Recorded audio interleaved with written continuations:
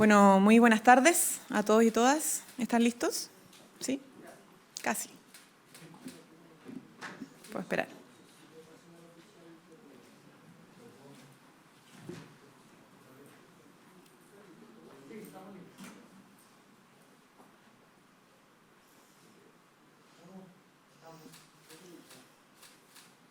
¿Sí?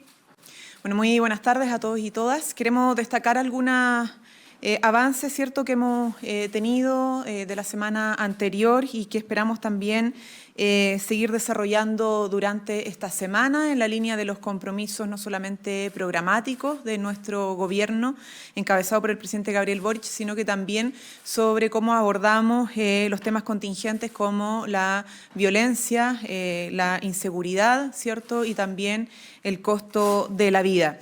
La semana pasada logramos un avance significativo liderado por nuestra ministra de la Mujer y Equidad de Género en conjunto con las parlamentarias del Congreso Nacional, a quien también agradecemos y valoramos el esfuerzo que hicieron por poder restituir, ¿cierto?, un derecho que lamentablemente no se ha estado cumpliendo durante años para los niños y niñas de nuestro país y para muchas, principalmente mujeres que son cuidadoras. Y hablamos de la pensión de alimentos. Esto es una deuda que tenemos como país con nuestros niños y con nuestras mujeres principalmente. Y hemos tratado de avanzar en hacer justicia al respecto. La aprobación de la Ley de Responsabilidad Parental y Pago Efectivo de Pensiones de Alimentos es un avance significativo y esperamos que prontamente pueda ya promulgarse para que se oficialice en el diario oficial y puedan hacer uso las mujeres y los niños y niñas que han sido víctimas de este incumplimiento parental. Queremos recordar que este proyecto implica que cuando existen deudas o no pagos de más de un mes se puede recurrir ante tribunales y hacer exigible este pago de manera efectiva recurriendo a las cuentas corrientes, recurriendo a otros instrumentos financieros de inversión o incluso a las cuentas de ahorro previsional que tienen depositado en los fondos de AFP los deudores para que efectivamente se pueda pagar. Logramos también aprobar el proyecto que comprometimos para establecer feriado el 16 de septiembre. Avanzamos en una solicitud, obviamente, con base a recomendaciones del comité específico que ve los temas sanitarios para levantar aforos en los estadios. Eso ha sido un trabajo, además, en conjunto y coordinado con los distintos equipos que han hecho un llamado también importante a la ciudadanía a vacunarse porque el partido no ha finalizado contra el COVID y en ese sentido es muy importante el llamado y el refuerzo que han hecho los equipos de fútbol a poder generar una campaña, ¿cierto?, de vacunación más contundente. Pero hemos decidido avanzar en esa dirección con, obviamente, evidencia, pero también a solicitud de muchas organizaciones que han pedido tener claridad en los aforos en espacios cerrados 75%, en espacios abiertos de un 85%. Tuvimos también una importante gira presidencial durante el fin de semana. El presidente también solicitó explícitamente agradecer a las comunidades, a los vecinos y vecinas de las regiones que visitó por la acogida, ¿cierto?, por el cariño, por los saludos, por la recepción que tuvo la visita de nuestro presidente en esas regiones. Pero lo más fundamental son los anuncios. Tuvimos anuncios en materia de seguridad y también de conectividad a través de los trenes, que ha sido parte de nuestros compromisos también programáticos anunciado por el presidente el día de la cuenta pública. Estamos hablando del servicio Santiago-Chillán, por ejemplo, que va a contar con 6 nuevos trenes y la inauguración de un servicio express que entrarán en vigencia a partir del 2023. Estamos mejorando más 88 kilómetros, particularmente el ramal Talca-Constitución, 3 nuevos buscarriles y nuevo centro de mantenimiento. Además, vamos a reponer servicio entre San Fernando y Rancagua con 3 nuevas estaciones, que es Requinoa, Rosario y Pelequén. Esos son elementos que obviamente va a poder profundizar y ha estado profundizando el Ministerio de Transporte, pero el trabajo que hemos estado haciendo y particularmente con EFE ha sido de vital importancia para dar pasos decididos hacia contar con una política de trenes para Chile. Tuvimos también el día sábado el lanzamiento de los Panamericanos y para Panamericanos, donde estuvo presente nuestra ministra del Deporte y nuestro ministro secretario general de la Presidencia. Lanzamos el programa de voluntariado para Santiago el 2023. Este es un evento multideportivo que creo y consideramos que son de los más importantes que ha tenido Chile y necesitamos a todos y todas para lograr que tengamos juegos de excelencia. Tenemos una meta además por delante y aprovechamos de reiterar este llamado que se hizo el día sábado, pero hoy día a través de esta vocería de gobierno. Son 17.000 personas que se necesitan como voluntarios en estos juegos y obviamente no cabe duda en que todos los chilenos y chilenas van a colaborar en ello. Ya tuvimos nuestros primeros voluntarios a través de nuestros ministros y ministras. Ya se habrán enterado algunos a través de algunos medios de comunicación, ¿cierto?, que vamos a reactivar el proyecto de 40 horas de la reducción de jornada laboral. Esto nos llena obviamente de orgullo. Ustedes saben que han sido años, desde el 2017 al menos y un poco más, donde hemos venido demandando muchos y muchas la necesidad de reducir la jornada laboral en el marco de estándares más internacionales para mejorar la calidad de vida de las familias trabajadoras de nuestro país, atender además una demanda que ha sido levantada principalmente por los niños y niñas de nuestra patria y que tiene que estar asociado obviamente a criterios de responsabilidad, de gradualidad, pensando también en la productividad de nuestro país, pero por sobre todas las cosas una medida pro familia. Este proyecto se va a reactivar a través de indicaciones que van a introducirse en el proyecto que está en segundo trámite en el Senado de la reducción de la jornada laboral y mañana podrán conocer más detalles porque ha sido fruto además de un diálogo que se ha sostenido en distintas mesas de trabajo, tanto con empleadores como con trabajadores y, por cierto, desde el Estado liderado por nuestros ministros y ministras, particularmente la ministra del Trabajo, quien ha liderado esta iniciativa, con el Ministerio de Hacienda, el Ministerio de Economía, pero tendiendo también a la vista los desafíos de otras carteras ministeriales, como es el Ministerio de la Mujer y Equidad de Género, a propósito de la corresponsabilidad parental, el Ministerio de Desarrollo Social, Salud, Deporte, etcétera, porque reducir la jornada laboral, como lo estamos proponiendo, también beneficia a otros aspectos de la vida de las personas. Y también tenemos un balance que fue conocido durante la mañana del Ministerio del Interior con la Policía de Investigaciones. Estamos avanzando en el desbaratamiento de bandas criminales, tanto en la región metropolitana como en otras regiones de nuestro país. Y eso obviamente tenemos que seguir profundizándolo porque es un desafío que nos plantean todos los días nuestros compatriotas. Asimismo, respecto al tema de migración que está afectando a nuestro norte, sabemos que es una crisis humanitaria porque tenemos que tomar medidas adicionales y hoy día en la tarde vamos a poder dar anuncios respecto a agilización de expulsiones judiciales en aquellos casos principalmente de condenados por la ley 20.000 y podrán conocer detalles respecto por parte del Ministerio de Justicia. Así avanzaremos también, prontamente podrán conocer detalles respecto a las expulsiones que son administrativas. Ustedes saben que hay dos tipos de expulsiones, las judiciales y las administrativas. Hoy día podremos contarles respecto a las judiciales, pero también estamos explorando algunas medidas respecto a las expulsiones administrativas. Esto respecto a la semana, nosotros también tendremos información que vamos a proporcionar de cara a la jornada del plebiscito. Ustedes han visto a nuestra ministra del Interior liderando jornadas de trabajo con distintos ministerios y particularmente también con el CERVEL para garantizar que el proceso de votación no solamente sea seguro, sino que por sobre todas las cosas altamente participativo. Nos interesa como gobierno, en especial como gobierno, que exista una concurrencia importante, dado que el voto además es obligatorio, pero creemos que la importancia del momento histórico requiere que el gobierno dé todas las condiciones y garantías para que el proceso sea limpio, para que el proceso sea democrático, sea sano, y en eso hemos estado trabajando con nuestros ministerios y particularmente con el CERVEL. Preguntas. Hola, ministra, buenas tardes. Respecto a la actividad de mañana acá. Buenas tardes. Respecto a la actividad de mañana acá en La Moneda sobre las 40 horas, usted fue una de las promotoras del proyecto desde su origen. ¿Qué tan diferente va a ser a lo que ya está en el Congreso y cuándo ustedes esperan de que efectivamente esa norma pueda ser aprobada? Y lo segundo, considerando que ya estamos a 10 días prácticamente de que se termine agosto y que se anuncie la reforma de pensiones, ¿qué tan ligada está esa tramitación al resultado del plebiscito? Sobre lo primero, bueno, efectivamente hemos sido varias quienes hemos empujado la propuesta de reducir la jornada laboral a 40 horas. Hoy día me toca a mí poder compartirles estos avances en mi calidad de ministra, pero ha sido una batalla que hemos liderado con sindicatos, con mujeres además cuidadoras y con bancadas parlamentarias, que hoy día además también existe en el Congreso una bancada parlamentaria a las 40 horas, y es muy importante porque es algo que tenemos pendiente desde hace ya años.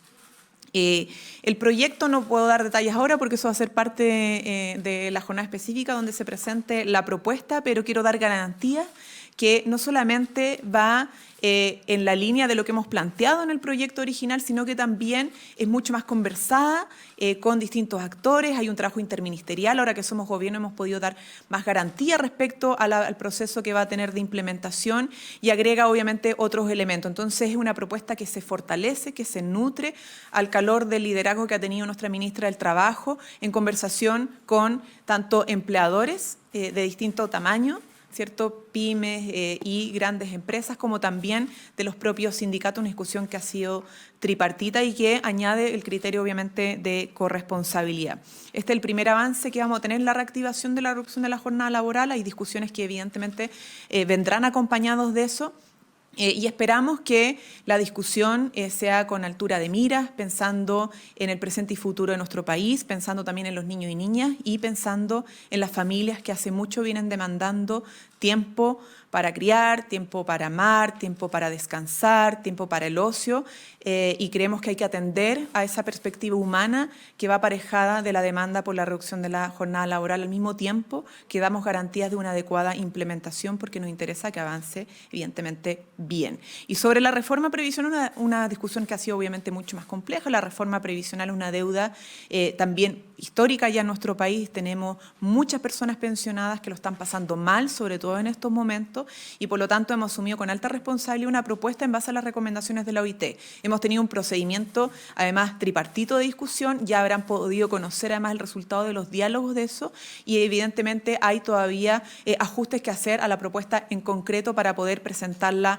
al país. Pero más temprano que tarde la van a poder conocer porque entendemos que pronto tenemos que resolver las pensiones que son garantizadas y que tenemos que avanzar en una universalidad que dé más un piso mayor, ¿cierto? Que nivele hacia arriba, pensando sobre todo en las mujeres, y en eso estamos trabajando arduamente con el Ministerio del Trabajo y Previsión Social y con otros actores involucrados. ¿Qué tanto influye el resultado del plebiscito en el futuro de ese proyecto? Nosotros vamos a avanzar en los compromisos programáticos y particularmente con esta que es una de las reformas más importantes comprometidas. Entonces, independientemente del resultado del plebiscito, este gobierno presentará su reforma previsional y le responderá, ¿cierto?, a nuestros pensionados presentes y futuros para que tengan dignidad y mayor calidad de vida. ¿Cómo está, ministra? Muy buenas tardes. Ayer el presidente Boric dio señales importantes sobre el escenario de una nueva convención en caso de que gane el rechazo. El mandatario planteó que la paridad tiene que estar presente, pero dejó abierta la discusión sobre cómo incorporar a los pueblos originarios y a los independientes. Le quería consultar si el gobierno tiene una mala evaluación de cómo funcionó la incorporación de estos dos grupos en la convención y si la moneda tiene una propuesta o tendrá una propuesta con características de este organismo para presentar al Congreso. Bueno, dos cosas. Lo primero es que nuestro gobierno ha demostrado una voluntad clara y explícita de que en el caso de triunfar el rechazo, la opción del rechazo, hay un camino hacia un nuevo proceso constituyente respetando el mandato popular expresado el 25 de octubre en el plebiscito de entrada, que preguntó básicamente dos cosas, ¿cierto? Si se quería o no una nueva constitución y, en segundo lugar, bajo qué mecanismo. Eso es lo que nosotros queremos respetar. Esa es la voluntad del Ejecutivo. Creemos que hay principios democráticos que hay que proteger porque son avance de nuestro país, que ha sido reconocido además a nivel internacional, los avances que hemos tenido en el debate democrático y de participación ciudadana en estas materias de alto nivel, ¿cierto?, que son las constitucionales. Pero también hay que ser sumamente claros de que una cosa es la voluntad del gobierno y lo que nosotros vamos a empujar, y otra cosa también es la respuesta que tendrá que dar el Congreso Nacional, donde se tramitan las reformas constitucionales y las leyes orgánicas constitucionales que materializan, ¿cierto?, los detalles del procedimiento. Y por eso hemos sido sumamente claros en reiterar la invitación a los sectores del rechazo desde el Partido Republicano, ¿cierto?, algunos parlamentarios demócratas cristianos que están por la opción del rechazo, a que puedan presentar una propuesta única para dar más certeza al camino. ¿Por qué? Insisto, porque esto no es solamente la propuesta del gobierno, sino que también son las posiciones y las propuestas de las y los parlamentarios que tienen que votar y garantizar que el camino posterior a esa opción de triunfar se pueda materializar. Entonces, reiteramos eso, hasta el momento no nos han llegado más propuestas que una que conocieron, que recibimos, pero esperamos que podamos contar con esa mirada para que también la ciudadanía tenga claro si es que hay voluntad o no de continuar con el proceso por parte de los partidarios de la opción del rechazo. Ministra, disculpe, entonces está claro que desde el mundo político tienen que llegar esas propuestas. Perdón, me preguntaste no sé si quieres reiterar la pregunta. Sí, lo que ocurre es que la duda que tenemos es si el gobierno tiene una postura fija en relación a la incorporación de pueblos originarios y los independientes, porque Sí, el presidente ayer recalcó que la paridad era importante, pero es otro debate que haría en el Congreso. El presidente fue muy claro no solo en la paridad, sino que también la participación de las primeras naciones, el mundo independiente. Ahora hay una discusión que es más de detalle, ¿cierto? Y vuelvo a decir, esto no depende solo del Ejecutivo, sino que también de las posiciones y las voluntades de las y los parlamentarios. El Congreso que tenemos hoy día no es el mismo Congreso del periodo anterior que abrió el mecanismo. Entonces, es muy importante no dar por sentadas las posiciones y más bien esperar conocerlas, ¿no? O solicitar conocerlas y un pronunciamiento. Entonces, para nosotros es fundamental eso, porque así como lo hizo o lo hicieron los partidos que están por la opción apruebo de dar certezas de un camino post plebiscito en el caso de ganar al apruebo, también consideramos que es valioso que los partidarios del rechazo den certezas de cuál es su voluntad respecto al camino a dibujar post plebiscito en el caso de ganar su opción. Eso es básicamente para volver a explicar. Y sobre la evaluación, nosotros la verdad es que más allá de las polémicas, a la Convención Constitucional se le dio un mandato que fue redactar en tiempo récord una propuesta de nueva Constitución y ese mandato se cumplió con cada uno de sus artículos redactados por mayorías de 2/3 y la ciudadanía tendrá que juzgar, obviamente, el 4 de septiembre si ese trabajo, ¿cierto?, y esa propuesta que se entregó al país representa los sueños, los anhelos o el futuro que quiere construir para nuestra patria. Ministra, buenas tardes. Anoche también al presidente se le consultó sobre el aumento de los hechos violentos en el país y señaló que se hizo un cherry picking, o sea, que se enfocaron en algunos datos justamente para mostrar que estaba todo mal. El presidente niega que efectivamente hay un aumento en este tipo de delitos, por ejemplo, los homicidios, el robo de vehículos con violencia. También preguntarle por los dichos del mandatario señalando, sobre todo específicamente de la ministra Siches, como los de la autonomía de Carabineros, que eran errores indeseables, que ella lo sabía y que tenía que corregirlos. ¿Cuánto más se pueden sostener esos errores a más de 5 meses de iniciado el gobierno? A ver, lo primero es que evidentemente todos sabemos que la última encuesta que mide, ¿cierto?, los delitos, la sensación de inseguridad, que se arrojó, mide la situación en pandemia. Son situaciones excepcionales, ¿no? Y tanto nuestro país como otros países del mundo vieron una baja, ¿cierto?, en la concurrencia de ciertos delitos producto de una pandemia que fue mundial y que generó situaciones de confinamiento, etcétera, etcétera. Por lo tanto, a veces las comparaciones hay que hacerlas con realidades más o menos similares y no comparando una situación delictual en medio de una pandemia versus una donde ya no hay ese tipo de restricciones. En segundo lugar, claro, los datos reportados que ha hecho Carabineros muestran cómo, por ejemplo, los delitos violentos de robo de vehículos violentos ha tenido una ruptura en el crecimiento a propósito de las acciones de gobierno. Y en eso estamos trabajando, porque la situación de la violencia existe, los hechos que son de público conocimiento, que están viviéndose en todo el territorio nacional, son una realidad, pero otra cosa es cómo el gobierno está combatiéndolo. Y tenemos un plan contra la receptación, ¿cierto?, contra el robo de vehículos, que está operativo, que está teniendo efecto y, según los reportes policiales, obviamente ha tenido impactos en ese sentido. Respecto al tema de la autonomía, evidentemente Carabineros no es una institución autónoma, es una institución dependiente del Ministerio del Interior y Seguridad Pública, pero también hay que señalar que si requerimos una reforma a las policías es para tener una institucionalidad robusta, más y mejores policías, pero que también tengan mayor control civil en algunos aspectos donde requerimos reforzar aquello, ¿ah? Por ejemplo, la distribución de la dotación policial. Son temas que tienen que estar sobre la mesa al momento de discutir la reforma a las policías y nosotros valoramos que obviamente la institución también sea parte de este proceso, como fue anunciado durante la semana pasada. plan justamente en caso del rol de la ministra Siche, justamente para contener esos errores que señalaba el mandatario? No, es que yo creo que hay que separar. Una cosa es que la institución sea autónoma, que no lo es, y otra cosa es que necesitemos mayor control civil en aspectos donde no es suficiente. Hola, ministra. Hoy Biobío publica que ha habido 67 solicitudes para exención de los límites de remuneración que ha fijado el gobierno. Hay varios dirigentes de los partidos oficialistas que llaman a enmendar esto y la pregunta es si es que los sueldos que ya están considerados en estas 60 o alrededor de 60 solicitudes están ya aprobados, se van a mantener así o el gobierno los está evaluando, por ejemplo, para rebajarlos. ¿Eso ya está zanjado o no? Bueno, nosotros establecimos un compromiso que ya en parte se ha ido materializando una primera parte, ¿cierto? Ustedes sabrán que dimos una batalla antes de ser gobierno importante para la reducción de las dietas parlamentarias y de los altos sueldos de ministros.